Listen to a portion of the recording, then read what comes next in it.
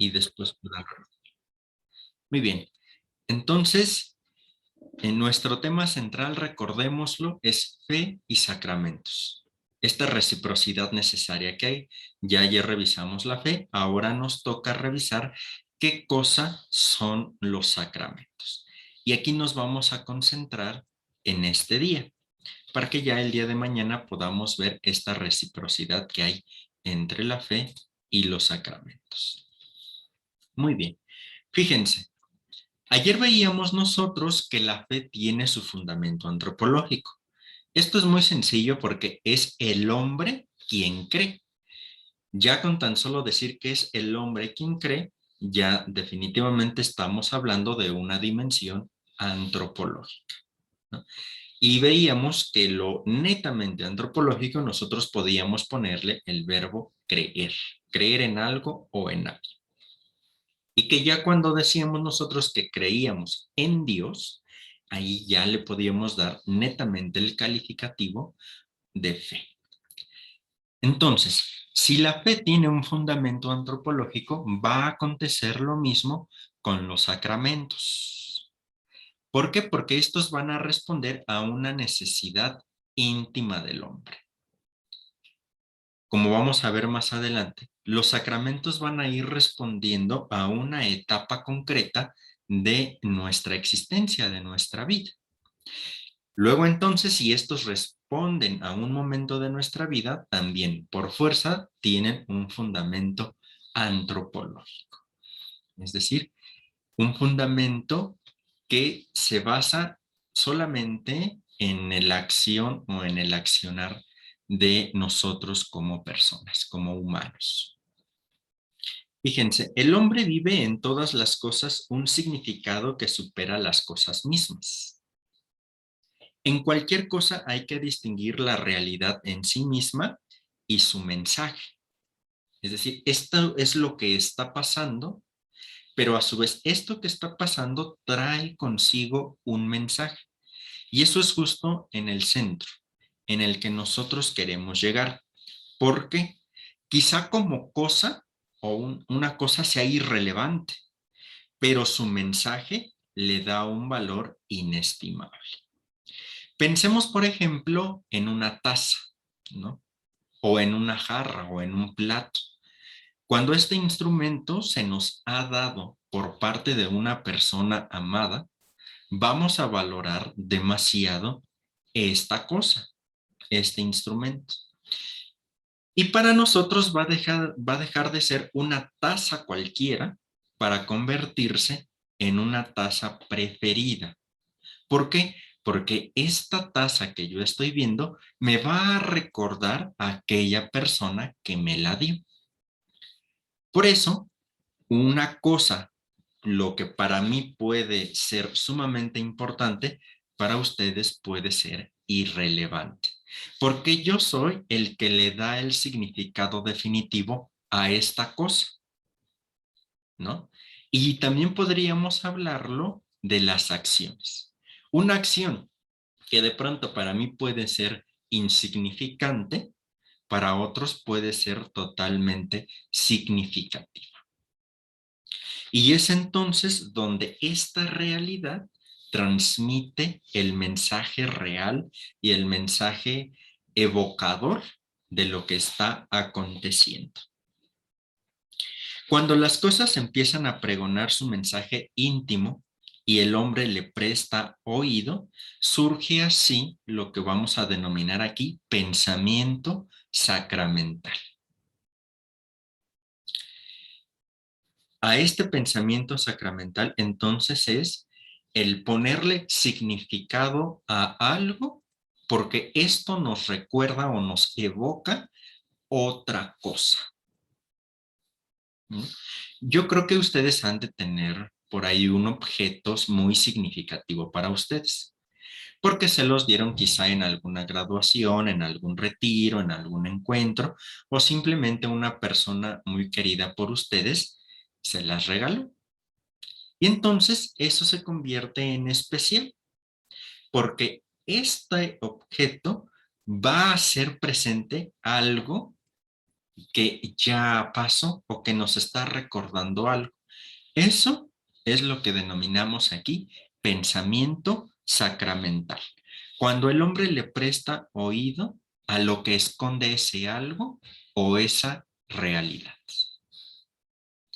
Esto sería el pensar sacramental. Sacramento es, pues, el signo visible que hace presente una realidad invisible.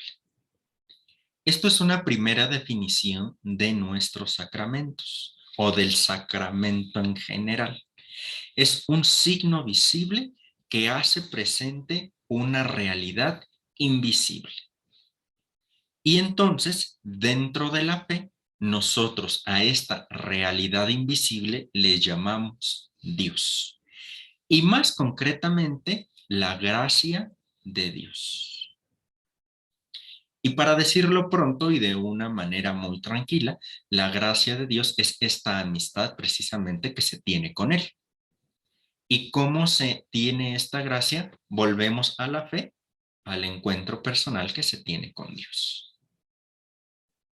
Entonces se empiezan a fijar ya cómo hay esta relación entre fe, encuentro con Dios y sacramentos, que hacen visible precisamente esta relación que nosotros tenemos con Dios, pero de una manera bien concreta y específica. A veces es la propia persona quien da significado sacramental a una cosa, como lo es, por ejemplo, para mí una taza, un suéter, una chamarra, un pantalón, qué sé yo. Pero otras veces es la totalidad de la colectividad quien lo hace. Es decir, un grupo de personas es quien le dan significado a este objeto. Pensemos, por ejemplo, en la bandera nacional. Nosotros le damos un significado de libertad. Entonces, ahí nosotros como mexicanos le estamos dando un significado a este objeto visible de algo o de una realidad invisible, que es nuestra autonomía e independencia como nación. Y entonces, también hay sacramentos divinos. Estos sacramentos, o podríamos nosotros decir que la bandera es por ocupar palabras, ¿verdad? Un sacramento civil, por decirlo, o un sacramento laico, por decirlo así. No olvidemos, la definición primera de sacramento es el signo visible que hace presente una realidad invisible. En este sentido es que podemos decir que la bandera o la taza o el pantalón o la chamarra son un sacramento. Hay un teólogo brasileño llamado Leonardo Bock que tiene un libro que así se llama, Sacramentos de la Vida y Vida de los Sacramentos.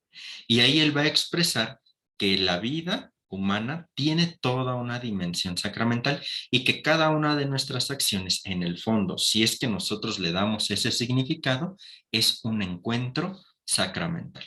Es un libro a mí me gusta mucho, muy fácil de leer y en internet se lo encuentra. ¿Verdad? Bien, entonces, como les decía, también hay sacramentos divinos.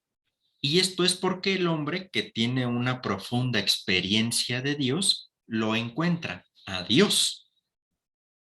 En estos signos sensibles que nosotros vemos, podemos descubrir a Dios. El gran ejemplo para nosotros puede ser San Francisco de Asís. Porque San Francisco veía en toda la creación una huella de Dios. Y entonces, a partir de la creación, descubría lo grande que era Dios y lo bondadoso y lo amoroso que era no solamente para él, sino para toda la creación, específicamente para el género humano.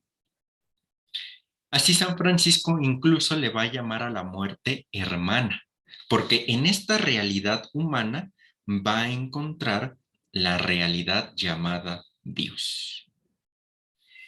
Y si ustedes conocen un poco sobre la historia de Francisco o si gustan revisar, él tiene una oración que se llama el Cántico de las Criaturas o el Cántico al Hermano Sol. Y en esta va a alabar a Dios por el hermano Sol, por la hermana Agua, por los hermanos, es decir, por toda la creación, pero le va a poner el calificativo de hermano. ¿Por qué? Porque a partir de ellos descubre a Dios. Y entonces todos estos nosotros los interpretamos como sacramentos. ¿Por qué? Porque volvemos a lo mismo, este signo sensible, que es la creación toda, hace presente una realidad invisible que nosotros llamamos Dios. Y entonces ya de entrada aquí nosotros nos podemos dar cuenta que la vida sacramental del hombre no puede ser reducida únicamente a los 7 sacramentos. Como veremos, claro, ahí está concreto el sacramento, el signo sensible de la gracia de Dios. Pero ya con lo que hemos revisado ahorita, se dan cuenta cómo el hombre tiene una estructura sacramental y toda la vida del hombre está llamada a ser un sacramento. Y fíjense, todavía más padre, nosotros estamos llamados a ser el sacramento de Dios.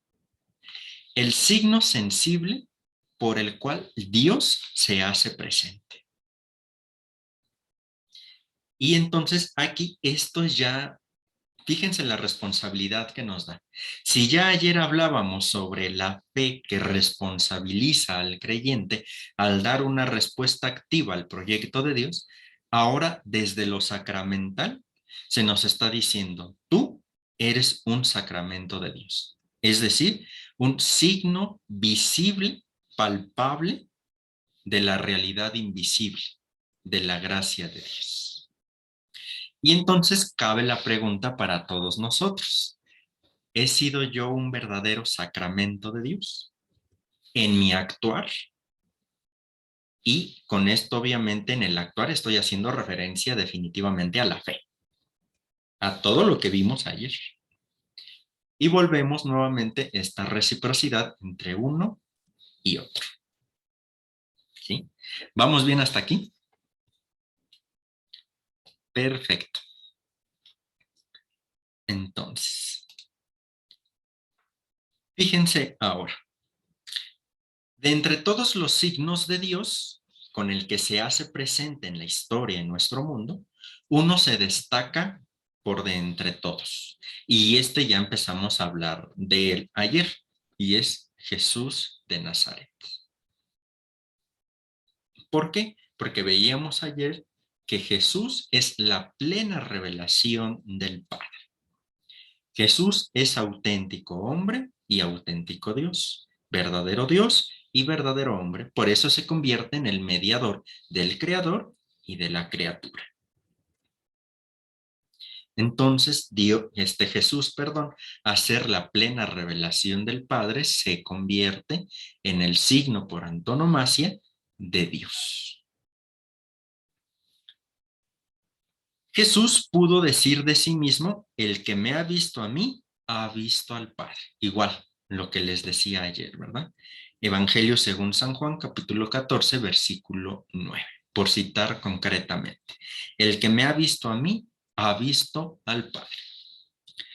Pero, fíjense, tras la Pascua, el mismo Cristo ha dejado de ser accesible a nuestra experiencia directa.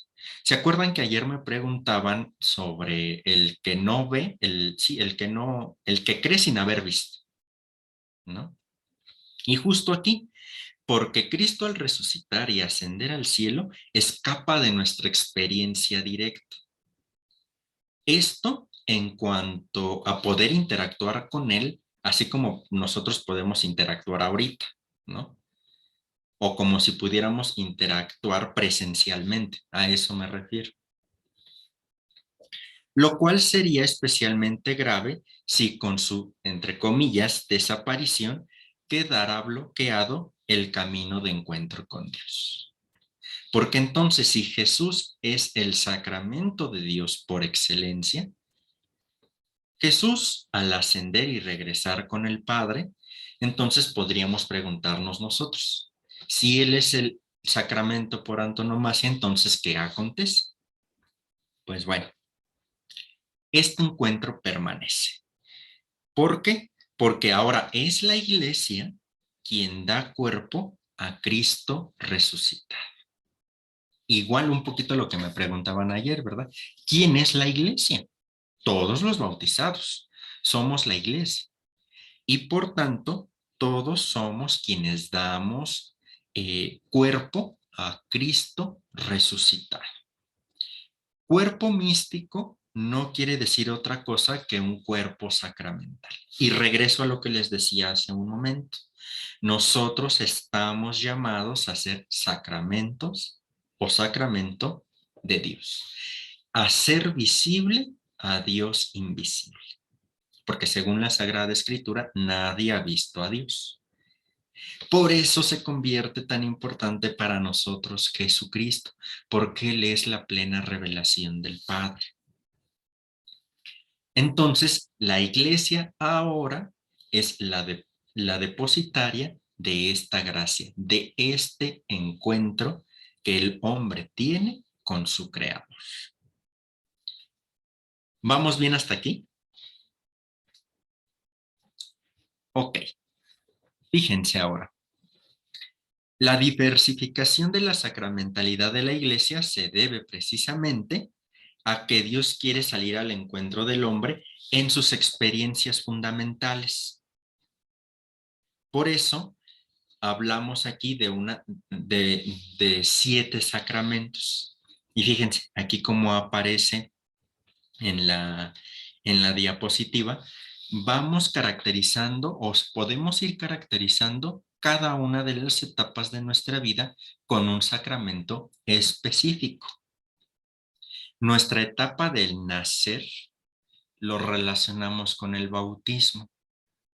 Incluso el bautismo se le conoce también como el otro nacimiento o como el segundo nacimiento, porque ya nacimos a la vida, ¿verdad? Ahora nacemos a la vida con el bautismo, a la vida en la gracia de Dios y nos incorporamos a la iglesia, a esta comunidad de creyentes.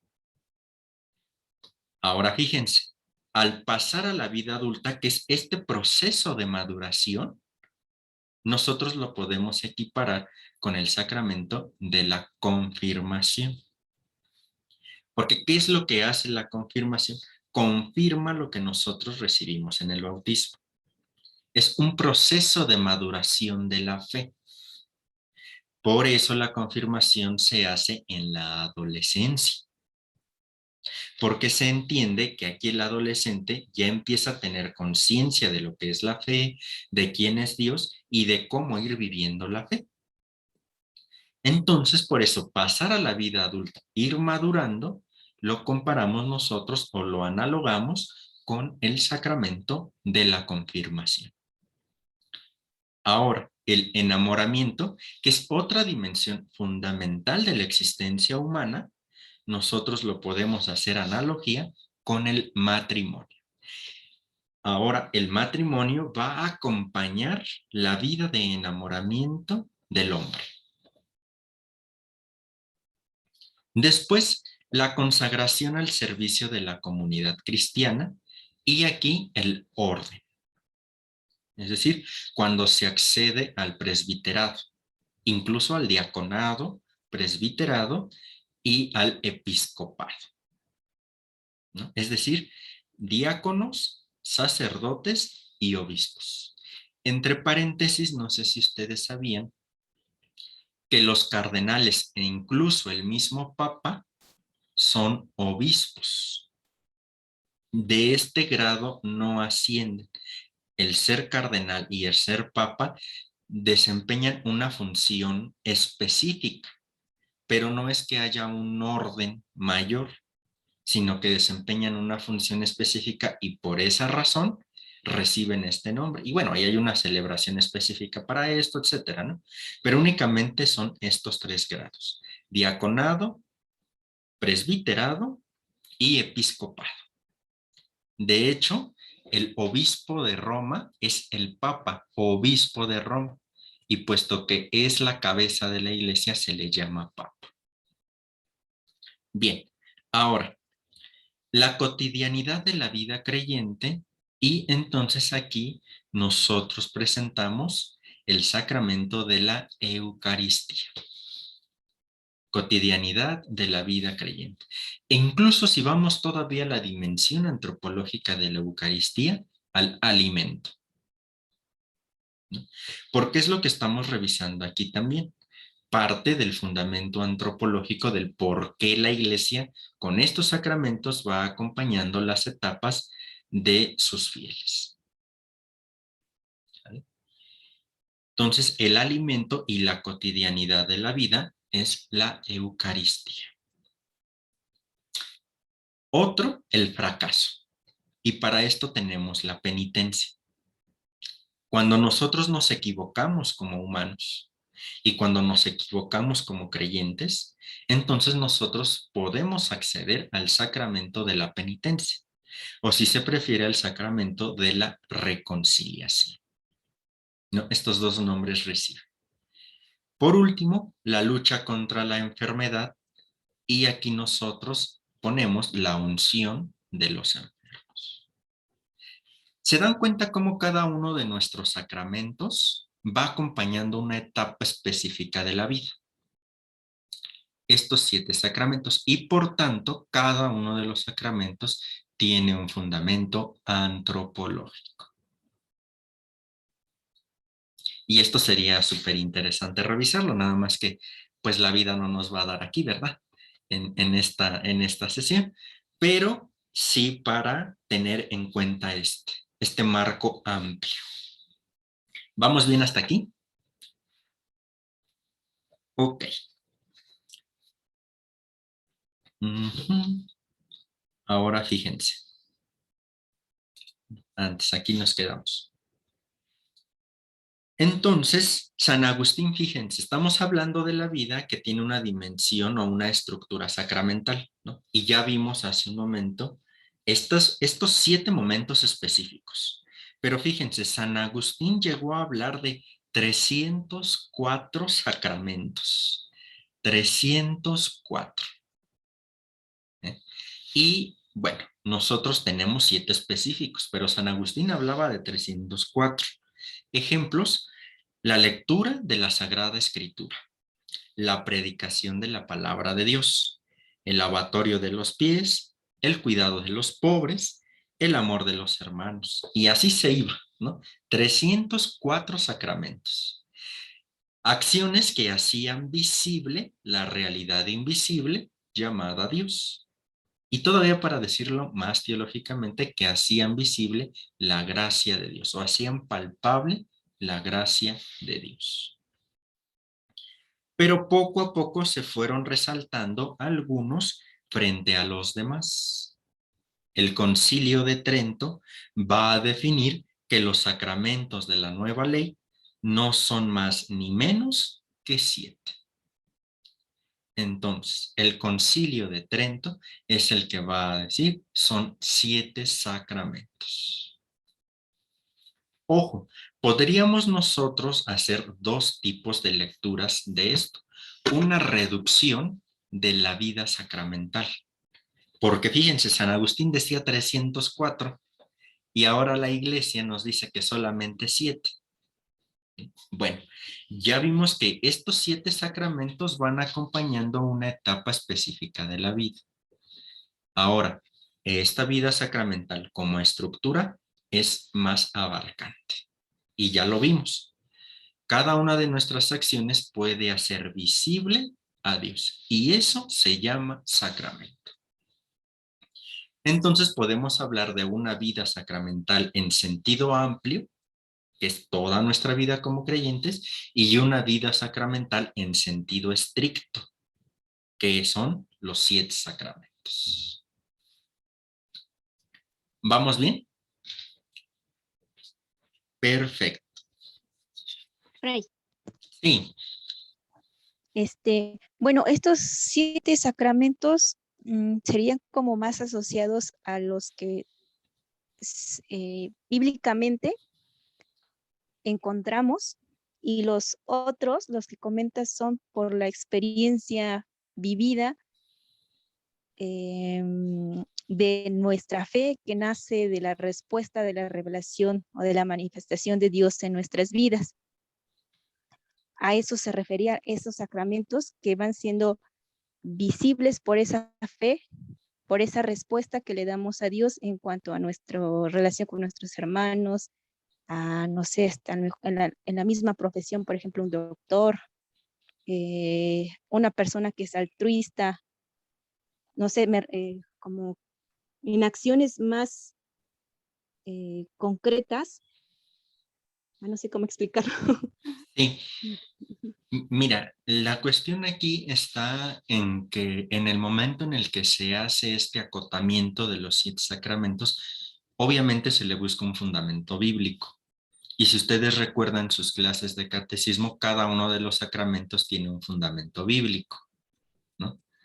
Pero pensemos, por ejemplo, en el cuidado de los pobres. Una y otra vez Jesús aparece cuidando a los pobres, dándoles de comer, saciándolos. Tiene un fundamento bíblico y sin embargo eso, estrictamente hablando, no es un sacramento. ¿Sale?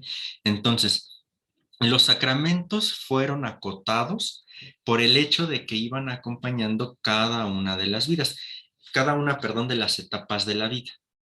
Ese es el sentido de este acotamiento a 7 sacramentos. Pero insisto, esta realidad sacramental es más amplia, ¿no?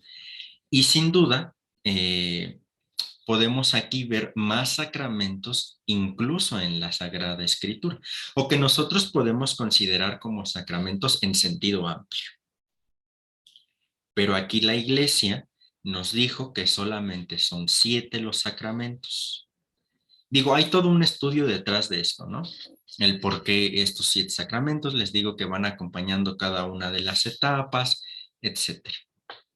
Entonces, no que los otros sacramentos no tengan un fundamento bíblico, sino que en su momento a la Iglesia, en el Concilio de Trento, le pareció oportuno que estos 7 sacramentos abarcaban la totalidad de la existencia humana. ¿Sí queda más claro? Sí, Fray, sí. Muy bien. ¿Alguna otra cosa? No, por el momento. Ok, muy bien. Entonces, fíjense. Los 7 sacramentos entonces van a tener una estructura antropológica. ¿Por qué? Porque son signos visibles que hacen presente una realidad invisible. Esa realidad invisible, como ya se los había dicho, no es otra, sino el mismo Dios. Y estamos hablando nuevamente de Dios, trino y uno. Los sacramentos son encuentros con Dios. ¿Y qué decíamos ayer de la fe? La fe es un encuentro con Dios. Y encuentros que tienen lugar sensiblemente como reclama nuestro ser corporal. Por eso, el signo sensible del bautismo es el agua. Cuando se les pone agua a los niños que están siendo bautizados, ese es el signo sensible de que están siendo bautizados. En la confirmación, el crisma. Y entonces así nos podemos ir con cada uno de los sacramentos. Por eso, esta realidad visible hace presente la realidad invisible, que es el encuentro del hombre con Dios. Por eso entonces hablamos de que los 7 sacramentos tienen una estructura antropológica, hacen presente el encuentro con Dios. Y entonces viene la pregunta, o puede caber la pregunta: ¿únicamente en estas 7 acciones rituales sacramentales ustedes tienen un encuentro con Dios? Pues no, ¿verdad? Hay otros momentos en los que se tiene un encuentro con Dios. Y esos, en sentido amplio, vuelvo a decirlo, en sentido amplio, podemos considerarlos sacramentos. Y ya en sentido bien estricto, estos 7 sacramentos. Los signos sacramentales no son signos cualesquiera que hayan sido declarados arbitrariamente instrumentos de salvación, sino que gozan de un poder evocador intrínseco. Un poquito también respondiendo al comentario que salía hace un momento. La inmersión, por ejemplo, bajo el agua es signo expresivo de una vida que se acaba para que empiece otra. El bautismo también se le conoce como este segundo nacimiento. El pan y el vino compartidos son signo de fraternidad y de alimento. E insisto, así con cada uno de los sacramentos. Y esta antropología de la Eucaristía es muy, muy padre, porque esta antropología de la Eucaristía parte del encuentro fraterno en una mesa, del comer con alguien más, del sustento de la vida y ahora del sustento de la vida cristiana. Entonces, ahí nosotros podemos ir recuperando la dimensión sacramental de cada uno de estos sacramentos. Naturalmente, también la palabra es necesaria para que exista el sacramento, porque así como le vierte, por ejemplo, el sacerdote agua al que está siendo bautizado, también dice una fórmula ya establecida por la iglesia, ¿no? Yo te bautizo en el nombre del Padre, del Hijo y del Espíritu Santo. Entonces, dentro de los sacramentos se necesitan estas dos cosas, el signo sensible y la palabra, para que haya sacramento. La palabra es necesaria, pero fíjense, no para explicar el signo, sino para hacer presente la salvación que el signo invoca. Cuando se hace la fórmula, por ejemplo, del bautismo, del bautizo, por ejemplo, yo te bautizo en el nombre del Padre y del Hijo. No está explicando el sacramento, está evocando la salvación. ¿Sale? Presente la salvación que invoca al momento de hacer este acto ritual. Porque también nuestros sacramentos son rituales, ¿no?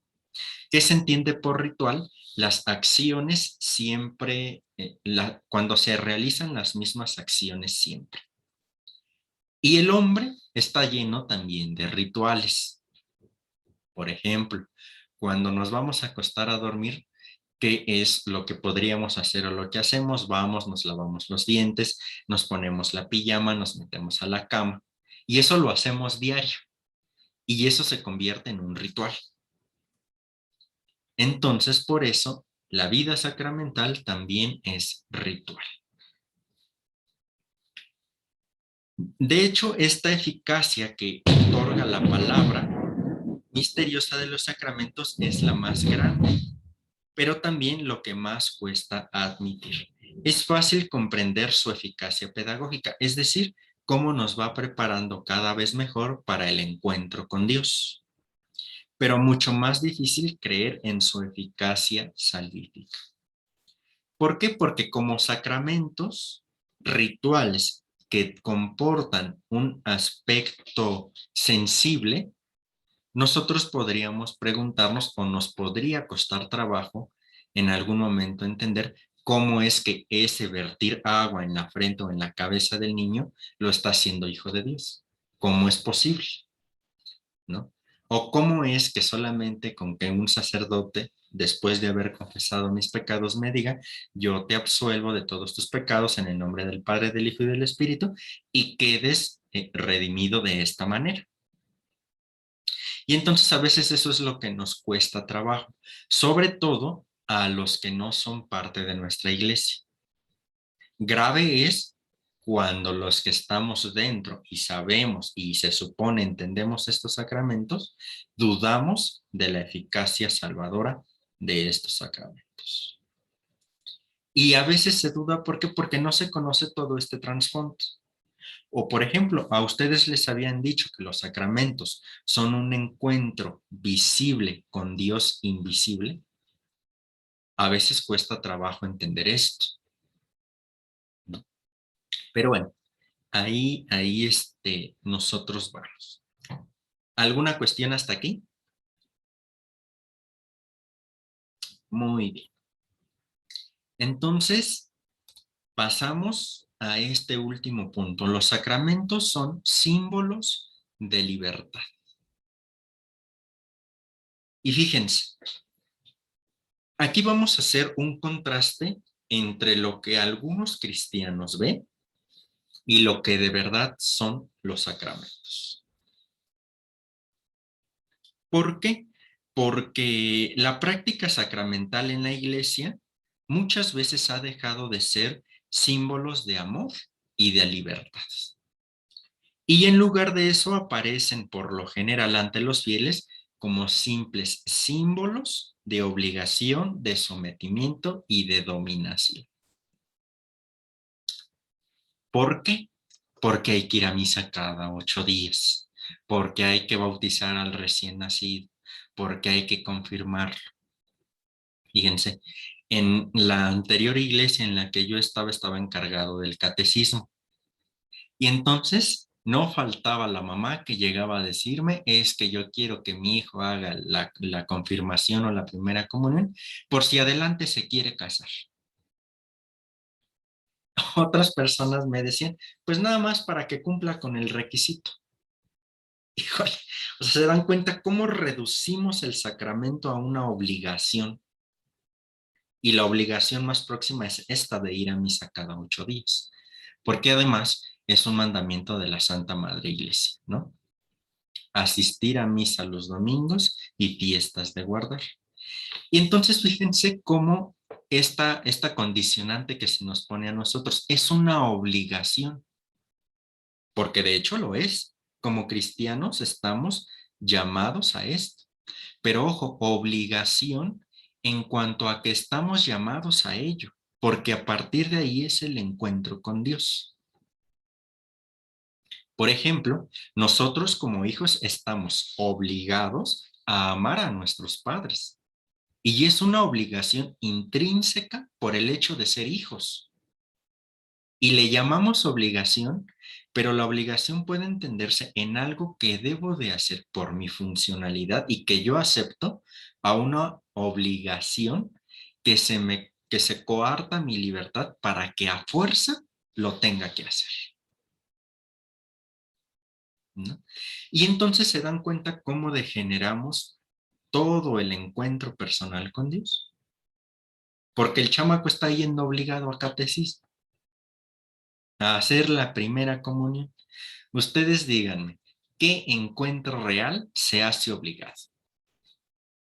Cuando vamos obligados a comer con alguien, a reunirnos con alguien, ¿qué encuentro real interpersonal hay ahí? Ninguno. Sucede lo mismo con nosotros. Si nosotros entendemos los sacramentos simplemente como una obligación por ley de la iglesia, estamos tronados. Porque entonces no vamos a descubrir el verdadero encuentro que descansa en cada uno de nuestros sacramentos. Entonces, de aquí vamos entendiendo el por qué la iglesia nos invita a participar de la vida sacramental en sentido estricto, es decir, de nuestros 7 sacramentos. Y entonces también vemos cómo son una obligación, sí, porque lo son, pero no una obligación en el sentido de que están coartando mi libertad, porque entonces estamos fracturando lo que de entrada ayer decíamos, una de las cualidades de la fe, la libertad. Y entonces se rompe con la estructura sacramental. En el sacramento. Fray, una pregunta. Sí. Entonces, está bien cuando los niños o los muchachos o las muchachas toman su decisión de decir, voy a hacer mi primera comunión o mi confirmación ahorita que yo tengo 15 o 20 años, ¿está bien? Sí, por supuesto. De hecho, eso sería como lo ideal, ¿no? porque se bautiza al niño. Y como les decía ayer de una manera muy curiosa, ¿no? Yo creo que a nadie de aquí nos preguntaron si queríamos ser bautizados, pero la función del papá y del padrino, el padrino no nada más escoge porque me va a invitar las chelas y le va a comprar el trajecito o el vestido al niño. El padrino se escoge porque le va a dar un seguimiento en la fe al niño. Entonces, he ahí la función importante del padrino y del papá, de los papás, perdón, ir formando al niño en la fe, para que cuando el niño empiece a tener conciencia diga, yo quiero confirmar mi fe. Y a su vez seguir con este proceso de fe, ¿no? Entonces, lo ideal sería eso, que uno por voluntad propia diga, yo quiero confirmarme, yo quiero casarme, yo quiero acercarme al sacramento de la reconciliación, yo quiero unirme íntimamente a Dios comulgante. Yo quiero. Y ahí volvemos también a una de las características de la fe, la libertad. Y vuelvo a lo mismo, se empiezan a dar cuenta nuevamente la relación fe-sacramentos, sacramentos-fe, ¿no? Entonces sí, definitivamente sería lo ideal, ¿verdad? Que el adolescente diga, yo quiero. O una persona adulta que no está bautizada, yo quiero ser parte de la iglesia, accediendo al sacramento del bautismo. ¿Vamos bien? Gracias, Fray. Sí, de nada. Sí. Ahora fíjense, estando así las cosas, ¿cómo recuperar los símbolos perdidos para que sean efectivamente signos de libertad? Ya vimos que muchos de los fieles ven los sacramentos simplemente como algo que a fuercita se tiene que hacer, porque el cura dice. Y se nos olvida la responsabilidad que nosotros tenemos en este encuentro personal con Dios. Es evidente que esta recuperación no se va a conseguir solo mediante teorías y doctrinas, ¿no? No se va a conseguir solamente con sacar un libro bien bonito de por qué nos necesitamos acercar a los sacramentos. Porque el problema no está en las teorías, sino en las experiencias que viven los fieles. He aquí el secreto, la experiencia que yo como fiel tengo de Dios. Si yo no tengo una experiencia real de Dios, no me voy a acercar a los sacramentos. Porque ¿para qué? Si decimos que estos 7 sacramentos son por antonomasia el encuentro directo que tenemos con Dios, si yo no cultivo este encuentro en mi vida sacramental amplio, mucho menos en la vida sacramental estrictamente hablando. Por consiguiente, solo cuando los cristianos se acerquen a los sacramentos con absoluta libertad, sin ser forzados a ellos por ninguna ley, podremos decir que los sacramentos son realmente capaces de expresar simbólicamente la experiencia fundamental de nuestra fe en Jesucristo.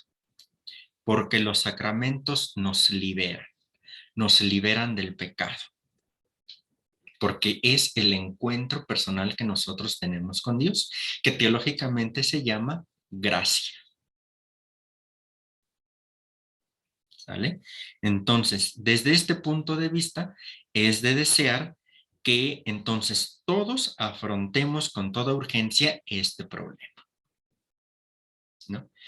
Los que pertenecen a la jerarquía eclesiástica, a enseñar realmente los encuentros con Dios, y a todos los fieles a abrir nuestro corazón al encuentro con Dios, porque son dos partes fundamentales, la autoridad eclesiástica y también los fieles, ¿no?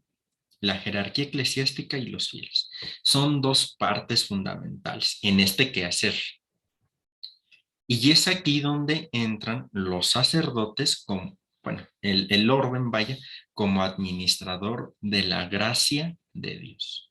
Porque son los sacerdotes quienes bautizan, confiesan, casan. Bueno, el matrimonio es muy específico porque no sé si ustedes sabían, pero quien hace el sacramento del matrimonio no es el cura, son los esposos. Los esposos son quienes se casan. El padre solamente es testigo de esta unión. Ese es un sacramento muy curioso. El padre no los casa, se casan ellos. Fíjense, o sea, la responsabilidad, los ministros en este sacramento son los novios con miras a ser esposos. ¿Vale? Se casan los esposos. Entonces, compete a estas dos partes entender primero a quienes están de pastores, a los pastores, enseñar las cualidades y las grandezas que hay del encuentro con Dios. Específicamente en estos 7 sacramentos y de una manera amplia en la vida sacramental, que es la vida toda. Porque en toda nuestra vida podemos nosotros descubrir la presencia de Dios, ¿no? Entonces, así las cosas aquí. Muy bien, entonces esta es la cuestión, ¿no? Los sacramentos como signos sensibles de la gracia de Dios. Una estructura sacramental amplia y una estructura sacramental específica en estos 7 sacramentos. ¿Alguna cuestión hasta aquí?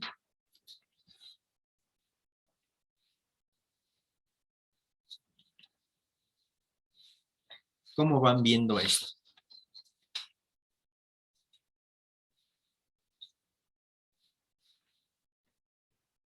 ¿No hay comentarios?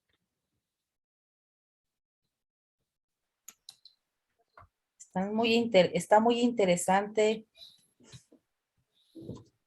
Muy bien. Entonces debemos de dejar que decidan su encuentro, por decir, a los jóvenes, a los niños y enseñarles a que, bueno, enseñarles a los padrinos que son de bautizo, ¿no? A que guíen para su momento de encuentro. Sí, o sea, lo ideal es que el joven, el adolescente, por voluntad propia, ¿no? Ahora, también aquí está nuestra labor como sacramento de Dios, o sea, nosotros como sacramento, hacer antojable ese encuentro, ¿no? Por ejemplo, si yo le digo a un niño, ¿no? Que no ha probado los mangos, por decir algo, es que el mango sabe muy rico. Y dice, no, ¿cómo va a saber rico? Sí, sabe rico. Y entonces le digo, mira, yo me voy a comer un mango. Y cuando muerdo el mango, hago gestos feos. ¿Ustedes creen que al niño se le va a antojar comer el mango? Pues no. En cambio, si yo muerdo el mango y lo disfruto, mi cara es de disfrute, entonces el niño va a decir, híjole, sí es cierto, yo quiero saber o experimentar eso. Y entonces por eso el valor de nosotros como sacramento de Dios. Impulsadores o evangelizadores nosotros de este encuentro con Dios, de transmitirlo a los demás, ¿no? Muy bien, Omar. Esto quiere decir que, por lo menos que soy apoya con los chicos de Adofra, los motivo a hacer, o sea, en sí, pues a confesarse, o a veces no les gusta estar en misa, no les habla y los motiva, es bueno en sí. Sí, por supuesto. Les digo, esta parte de la motivación es fundamental. Ahí estamos nosotros desarrollando nuestro ser apóstol, ¿no? Es decir, estar enseñándole a los niños a este encuentro con Dios, llevándolos hacia el encuentro con Dios. Sí, Pero hay una pregunta. sí. Por decir algo, yo soy catequista en la